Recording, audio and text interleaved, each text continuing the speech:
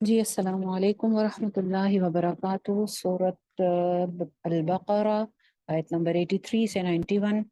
آپ نے لفظی ترجمہ سنا، آئیے دیکھتے ہیں کہ ان آیات میں اللہ تعالیٰ ہمیں کیا فرما رہے ہیں۔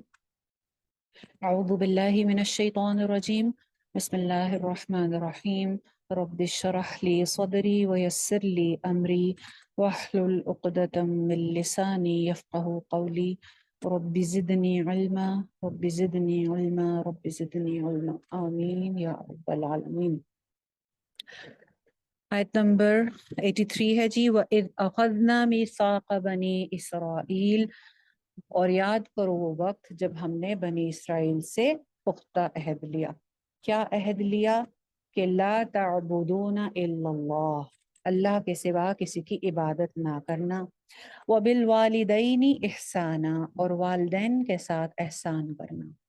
یہی اصل دین ہے کہ حقوق اللہ کی ادائیگی ہو اور ساتھ ہی حقوق العباد کا حق ادا ہو۔ اور حقوق العباد میں سب سے پہلا حق کس کا آتا ہے؟ والدین کا۔ پھر اس کے بعد وذی القربا، اور پھر قریب کے رشتہ دار۔ قریب کے رشتہ داروں میں یاد رہے کہ سسرالی رشتہ دار بھی شامل ہیں۔ جی آپ نے صحیح سنا، سسرالی رشتہ دار بھی شامل ہیں۔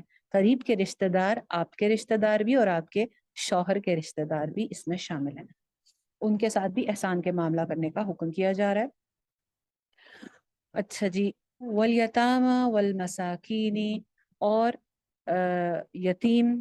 تو یتیم کسے کہتے ہیں؟ رشتہ داروں کے بعد اب معاشرے کے وہ لوگ جو کمزور ہیں، جن میں یتیم، جن کے والد فوت ہو جاتے ہیں، ایسے لوگوں کا خیال رکھنا اللہ تعالیٰ کو بہت پسند ہے۔ اور پھر معاشرے کے تمام افراد جو کہ محتاج ہوں، مسکین ہوں، ان کا خیال رکھنا بھی اس عہد کا حصہ تھا۔ ان کے ساتھ احسان میں کیا ہوتا ہے؟ مطلب احسان میں نا مالی مدد بھی آتی ہے، بہترین مشورہ، رہنمائی، بھلائی سب آتی ہے۔ عدل ہوتا ہے، عدل کا مطلب ہوتا ہے بدلہ دینا، جیسا کوئی کرے ویسا اس کے ساتھ کر دینا۔ آپ نے مجھے کچھ دیا، میں نے آپ کو بدلے میں کچھ دے دیا، اس کو کہتے ہیں عدل۔ مگر احسان کیا ہوتا ہے؟ کہ اس سے بھی بڑھ کر، یعنی اگر رشتہ دار آپ کے ساتھ اچھا نہیں کرتے تو آپ ان کے ساتھ اچھا سلوک کریں۔ وہ آپ کو نہیں بلاتے، آپ ان کو بلائیں۔ وہ آپ کو نہیں دیتے، آپ ان کو دیں۔ اس کو کہتے ہیں احسان۔ تو یہ احسان کرنے کا حکم دیا جا رہا ہے والدین کے ساتھ، ذی القربہ کے ساتھ۔ اور اس کے بعد آگے کیا کہا جا رہا ہے؟ کہ ان سب لوگوں کے ساتھ اچھے طریقے سے بات کرنا۔ احسان کو والدین اور رشتہ داروں کے ساتھ کرنا ہی ہے، مگر ساتھ ساتھ ضرورت اس بات کی بھی ہے کہ ہر ضرورت مند شخص کے ساتھ، چاہے وہ ذی القربہ میں ہے، وہ والدین میں ہے، وہ یتیموں میں ہے، وہ مساکین میں ہے، سب کے ساتھ کیا کیا جائے؟ اچھے طریقے سے بات کی جائے۔ حقوق العباد کی ادائیگی کے بعد، ادائیگی میں سب سے امپورٹنٹ چیز کیا ہے؟ احسان کا معاملہ، اور پھر خوبصورت طریقے سے بات۔ وَقُولُوا لِلنَّاسِ حسنا، بھلی بات، پیار سے بات، اچھے طریقے سے بات، اچھا مشورہ، اچھی رہنمائی، ان کی بھلائی دل میں رکھنا، احسان کا معاملہ کرنا، یہ ساری چیزیں اس میں شامل ہیں۔ اس کے بعد کیا کہا جا رہا ہے؟ اب حقوق العباد کی بات کے بعد اللہ تعالیٰ اپنے حق کی طرف توجہ دلا رہے ہیں، حقوق اللہ کی طرف توجہ دلا رہے ہیں۔ وَأَقِيمُوا الصَّلَاةَ، اللہ کو ایک ماننا، اور پھر اس کا عملی مظاہرہ یعنی جھک جانا، نماز قائم کرنا، اور وَآتُوا الزَّكَاةَ، اور زکوٰۃ ادا کرنا۔ یہ سارے جو وعدے کا حصہ تھی، یہ ساری چیزیں بنی اسرائیل سے۔ ثم تولیتم، اور پھر تم منہ موڑ گئے، یعنی بنی اسرائیل نے وعدہ تو کیا، مگر پھر کیا ہوا کہ ان احکامات کی پابندی نہیں کی، منہ موڑ لیا، وعدہ توڑ دیا۔ الا قلیلا، مگر بہت تھوڑے، یعنی تھوڑے سے لوگ ایسے تھے جنہوں نے اللہ کے ساتھ کیے ہوئے اس عہد کی شرط نبھائی۔ وَأَنْتُمْ مُعْرِضُونَ، اور تم ہو ہی منہ موڑنے والے۔ اللہ کی نافرمانی کرنے کی یہ عادت تو تمہاری بہت پرانی ہے۔ دیکھتے چلے آ رہے ہیں نا، پیچھے بھی ہم نے پڑھا کہ بنی اسرائیل کی پرانی عادت اور روایت تھی وعدے کرنا اور پھر اس کو توڑ دینا۔ اس کے بعد ایک اور وعدے کا ذکر کیا جا رہا ہے، وَإِذْ أَخَذْنَا مِيثَاقَكُمْ، اور جب ہم نے تم سے पक्का वादा लिया, क्या? ला तस्फिकूना दिमाअकुम, तुम खून ना बहाना अपने लोगों का, अपने भाइयों का। वला तुखरिजूना अनफुसकुम मिन दियारिकुम, और अपने भाइयों को, अपने लोगों को अपने घरों से ना निकालना। सुम्मा अक़ररतुम, फिर तुमने इकरार कर लिया। व अंतुम तशहदून, और तुम खुद गवाह हो कि तुम ये वादा कर चुके हो। तुमने प्रॉमिस किया और तुम खुद भी शाहिद हो कि तुमने ये वादा किया था, क्या? कि अपने भाइयों को कत्ल नहीं करोगे और उनको घरों से नहीं निकालोगे। सुम्मा अंतुम हाउलाई, फिर वो हो तुम लोग जो कत्ल करते हो अनफुसकुम, अपने नफ्सों को। फिर क्या किया इन्होंने? अगेन वही, जब अहद निभाने की बारी आई तो तुमने अपने भाइयों को कत्ल किया और अपने में से एक ग्रोह को उनके घरों से भी निकाल देते हो। तो खुरिजून फरीकम मिनकुम मिन दियारिहिम, एक ग्रोह को उनके घरों से भी निकाल देते हो। तज़ाहरून अलैहिम बिल इस्मि वल उदवान, और अपने भाइयों की मदद करने की बजाय क्या करते हो? उनके खिलाफ दुश्मन की मदद करते हो, चढ़ाई करने लगते हो। यानी जो अहद किया बिल्कुल उसका ऑपोजिट कर रहे हो। इस काम में गुनाह भी है और ज्यादती भी है। गुनाह ऐसे है कि अल्लाह के हुक्म के खिलाफ वर्जी है, और ज्यादती कैसे है? हुकूकुल इबाद की पामाली है, और साथ साथ अल्लाह ताला के अहकामात का मजाक भी उड़ाते हो। वो कैसे? कि जब वो आते हैं तुम्हारे पास कैदी बनकर, व इन यातूकुम उसारा तुफादूहुम, तो फिदिया देकर उनको छुड़ा लेते हो। वह हुआ मुहर्रमुन, हालांकि हराम किया गया था तुम पर, अलैकुम इखराजुहुम, उनका निकालना ही तुम पर हराम था। यानी उनको पहले तो अल्लाह ताला ने हराम किया ना, आपको, आपसे वादा लिया, हुक्म किया कि अपने भाइयों को कत्ल मत करना, उनको घर से मत निकालना। तुमने ये वादा तोड़ा, उनको घर से निकाल दिया। अब जब घर से निकाल दिया तो बाहमी लड़ाई में, तुम्हारी बाहमी लड़ाई में जब वो दुश्मन के हाथ कैद हो गए, दूसरे लोग तो मौजूद है ना, तुमने उनको घर से निकाला, दूसरों ने उनको बंदा बंदी बना के, जैसे कहते हैं, वो कैद करके अपने पास ले गए। अब जब तुम्हारी बाहमी लड़ाई में वो दुश्मन के हाथों कैद हो गए, फिर तुमने क्या किया? फिदिया देकर उनको छुड़ा लिया। हालांकि तुम पर हराम किया गया था उन पर निकालना, यानी उनका घरों से निकालना ही हराम था। समझ आ रही है बात की? उनका घरों से निकालना ही हराम था। निकाल दिया तुमने, उसके बाद क्या किया कि जब उनको दुश्मनों ने कैद कर लिया तो फिर तुमने ये हुक्म तो माना नहीं। हाँ, अलबत्ता एक और हुक्म जो तुम्हें दिया गया था कि अगर तुम्हारा कोई भाई दुश्मन के हाथों कैद हो जाए तो उसको फिदिया देके छुड़ाना है। इस हुक्म पे तुम अमल कर लेते हो। अफतुमिनूना बिबादिल किताबी व तकफुरूना बिबाद, क्या तुम किताब के बाज हिस्से पे ईमान लाते हो और बाज बातों का कुफ्र करते हो? कैसी अजीब बात है। फमा जज़ाउ मन यफ़अलु ज़ालिक, तो फिर इसका बदला क्या दिया जाए, तुम्हें क्या सजा हो इसके बदले जो तुमने ये काम किया, सिवाय इसके इल्ला खिज़युन फिल हयातिद दुनिया, सिवाय इसके कि तुम्हारी दुनिया भर में रुसवाई हो, खूब बेइज्जती हो। ये है तुम्हारा अंजाम। व यौमल क़ियामा युरद्दूना इला अशद्दिल अज़ाब, और क़यामत के दिन क्या होगा कि तुम्हें सख्त तरीन अजाब की तरफ फेर दिया जाएगा। क्योंकि जब अजाब में ये डाले जाएंगे तो निकलने की कोशिश करेंगे, बाहर आएंगे, बाहर भागेंगे, लेकिन फिर इनको पलटा दिया जाएगा, फिर लौटा दिया जाएगा अजाब की तरफ। वमल्लाहु बिगाफिलिन अम्मा तामलून, और अल्लाह इस बात से गाफिल नहीं जो तुम काम कर रहे हो। और क्या था इन सारे अमाल की वजह? दुनिया की मोहब्बत। उलाइका अल्लज़ीना इश्तरौल हयातद दुनिया व बिल आखिरा, ये वो लोग हैं जिन्होंने खरीद ली दुनिया की जिंदगी आखिरत के बदले। दुनिया की मोहब्बत थी ना ये सारी, इनकी इस अमाल की वजह दुनिया की मोहब्बत थी। ये वो लोग हैं जिन्होंने दुनिया की जिंदगी आखिरत के बदले खरीद ली, आखिरत के बदले आखिरत का अजाब मोल ले लिया। فلا یخفف عنہم العذاب، دنیا کی کمائی کے چند فائدے اٹھانے کے لیے انہوں نے کیا کیا کہ آخرت حاصل کرنے کے بدلے، جنت کمانے کے بدلے آخرت کا عذاب مول لے لیا۔ ایسے لوگوں سے عذاب ہلکا بھی نہیں کیا جائے گا۔ ایک تو یہ عذاب میں لوٹائے جائیں گے، دوسرا کہ جس عذاب میں یہ ہوں گے اس میں کوئی کمی نہیں آئے گی۔ دنیا کی تو گرمی آہستہ آہستہ کم ہو جاتی ہے نا، دنیا کی گرمی کی شدت آہستہ آہستہ کم ہو جاتی ہے، مگر جہنم کی جو آگ ہے اس کی شدت کبھی بھی کم نہیں ہوگی۔ وَلَا هُمْ يُنصَرُونَ، اور نہ وہ مدد دیے جائیں گے۔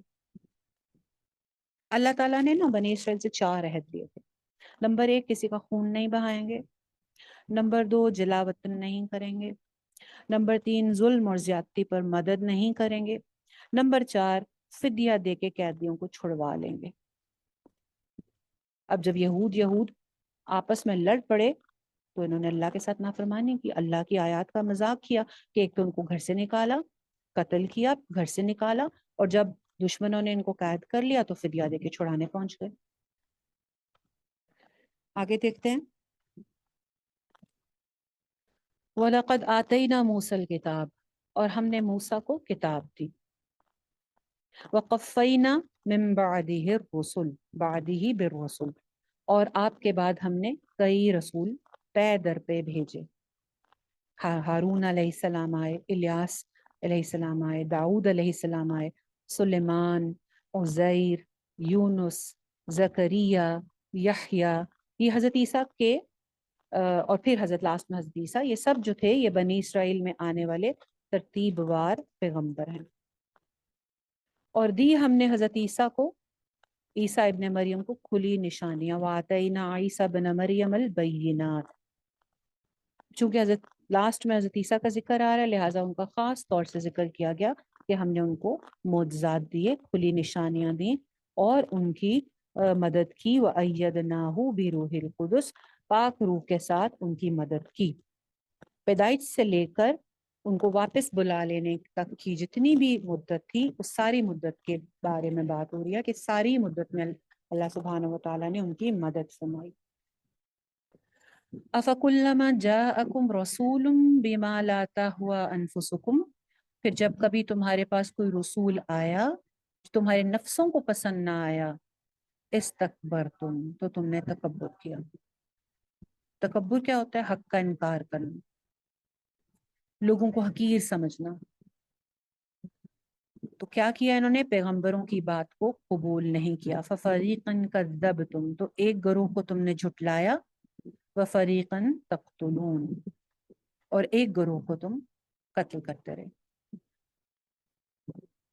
ایک گروہ کو، ایک فریق کو تم جھٹلاتے رہے اور دوسرے فریق کو، ان کو نبی نہیں مانا اور دوسرے فریق کو تم قتل کرتے رہے۔ کن کن نبیوں کو قتل کیا تھا انہوں نے؟ حضرت الیاس کو، حضرت زکریا کو، حضرت عیسیٰ کو، حضرت یحییٰ کو۔ اور کیا کہتے تھے پیغمبروں سے؟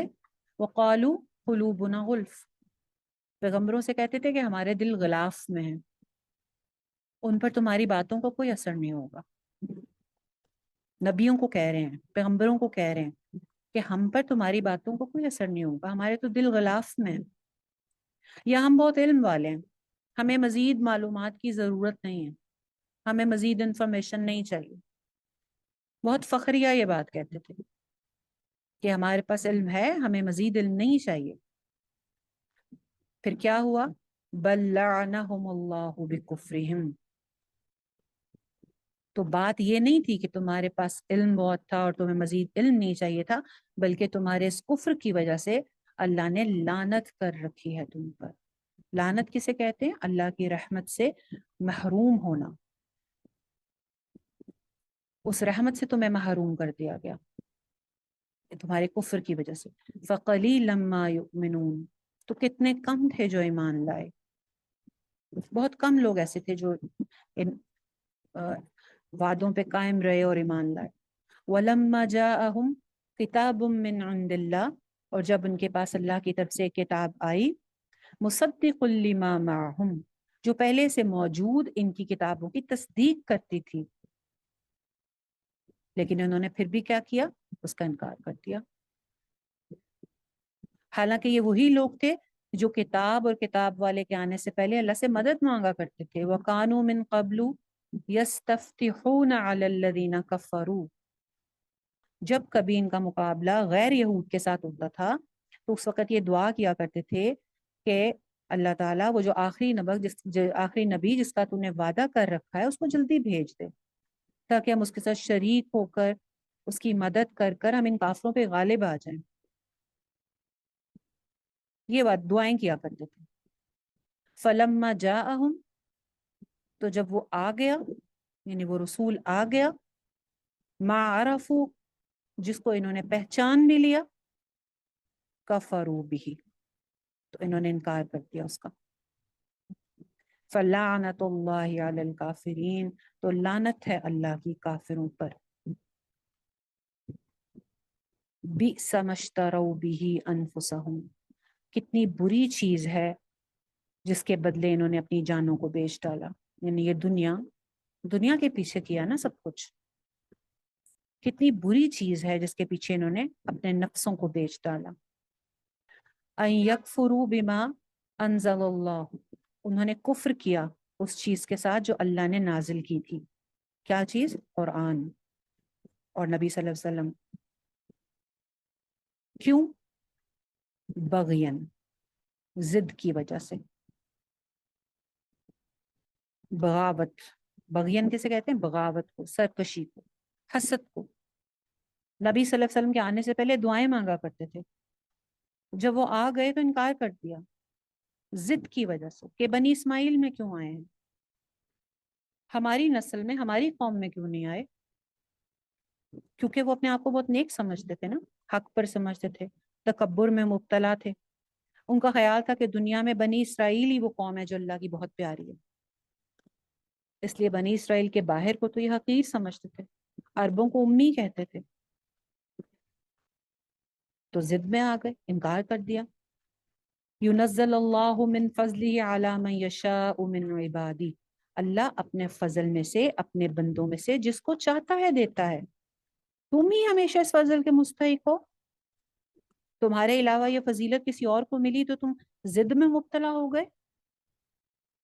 ان کے اس رویے کی وجہ سے پھر کیا ہوا؟ فباءوا بغضب علی غضب. سخت ناراضگی اٹھانی پڑی. اللہ تعالیٰ ان سے سخت ناراض ہوئے، غضب پر غضب ان پر ٹوٹا. وَلِلْكَافِرِينَ عَذَابٌ مُهِينٌ. اور کافروں کے لیے رسوا کرنے والا عذاب ہے. تو ان کا انجام بہت برا ہوا. دنیا میں بھی ان کو رسوائی ملی اور آخرت میں بھی ان کو شدید رسوائی کا سامنا کرنا پڑے گا. وَإِذَا قِيلَ لَهُمْ آمِنُوا. اور جب ان سے کہا جاتا ہے کہ ایمان لاؤ اس پر بما انزل اللہ، جو اللہ نے نازل کیا، جو اللہ نے اتارا. اس سے کیا فرق پڑتا ہے کہ تورات ہے یا قرآن ہے؟ بات تو یہ ہے کہ دونوں باتیں اللہ کی ہیں نا. تورات بھی اللہ نے اتاری، اب اسی اللہ نے قرآن اتارا. تو کیا کہتے تھے یہ؟ قالوا نؤمن بما انزل علینا. علینا. وہ کہتے تھے ہم ایمان لائیں گے اس پر جو نازل کیا گیا تھا ہم پر، جو ہم پر آیا تھا ہم تو بس اسی کو مانیں گے. وَيَكْفُرُونَ بِمَا وَرَاءَهُ. اور کفر کرتے تھے جو اس کے علاوہ ہوتا تھا. تو ان کے اندر خرابی یہ تھی کہ یہ سمجھتے تھے کہ حق صرف ان کے گروہ یا جماعت میں آیا، ہر کسی کے پاس سچی اور اچھی بات نہیں ہے. اللہ تعالیٰ کیا فرماتے ہیں؟ وَهُوَ الْحَقُّ مُصَدِّقًا لِمَا مَعَهُمْ. وہ تو سچی بات ہے، حق کی بات ہے جس کا یہ انکار کر رہے ہیں، تصدیق کرتی ہے ان چیزوں کی جو ان کے پاس ہیں. قل کہہ دیجئے فَلِمَ تَقْتُلُونَ أَنبِيَاءَ اللَّهِ مِن قَبْلُ إِن كُنتُم مُؤْمِنِينَ. اگر تم اللہ کے نبیوں کو کہہ دیجئے کہ تم اللہ کے نبیوں کو کیوں قتل کرتے ہو، اس سے پہلے کیوں قتل کرتے رہے اگر تم واقعی مومن ہو. ان کے جو باپ دادا تھے، آبا و اجداد تھے، وہ کیا کرتے تھے کہ نبیوں کا قتل کرتے تھے، جیسے اپنے پیچھے بھی پڑا.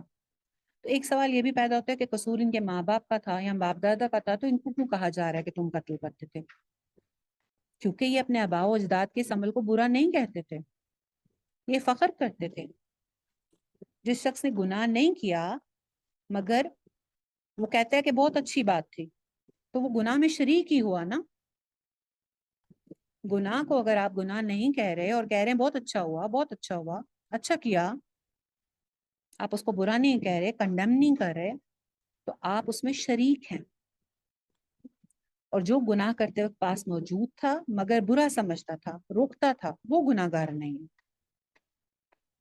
یہود آباء و اجداد کی ان حرکتوں پر یا جو بھی انہوں نے اس کی کہانیاں سنی خوش ہوتے تھے. ان کی پالیسی شتر مرغ جیسی تھی. شتر مرغ کیا ہوتا ہے؟ دیکھنے میں اونچا لمبا اونٹ کے جیسا پرندہ, لیکن نہ بوجھ اٹھا سکتا ہے نہ اڑ سکتا ہے. یہ تھی آج کی آیات.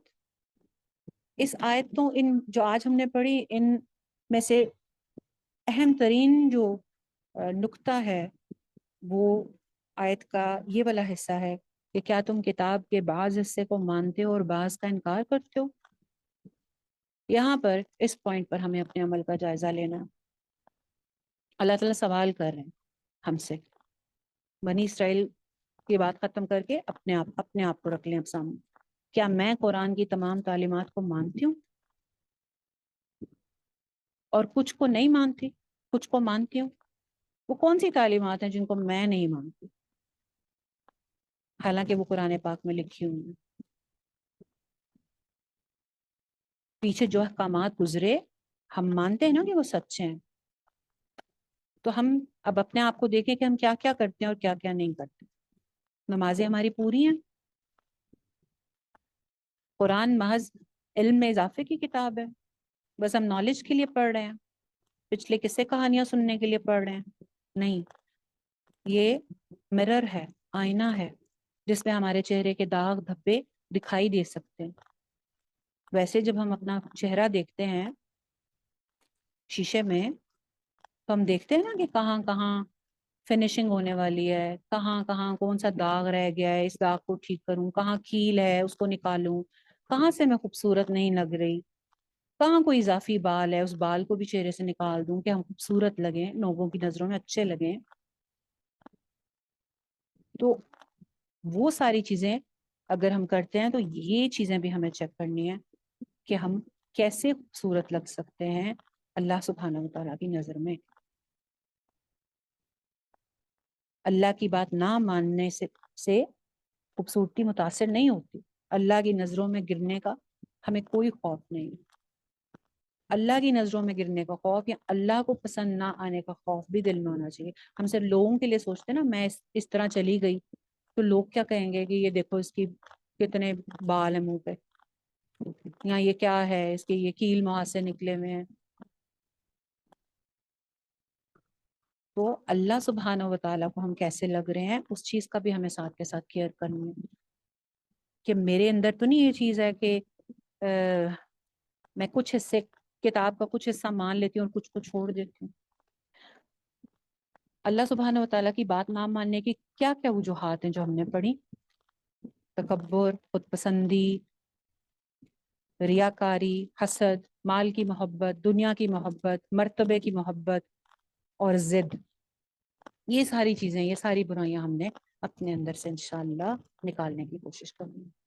آخر دعوانا ان الحمدللہ رب العالمین. جی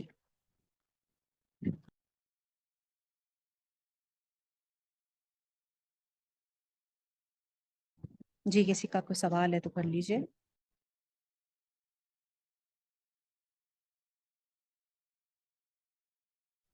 میں سب کو نا مائک کو وہ کر رہی ہوں کہ وہ کر سکیں.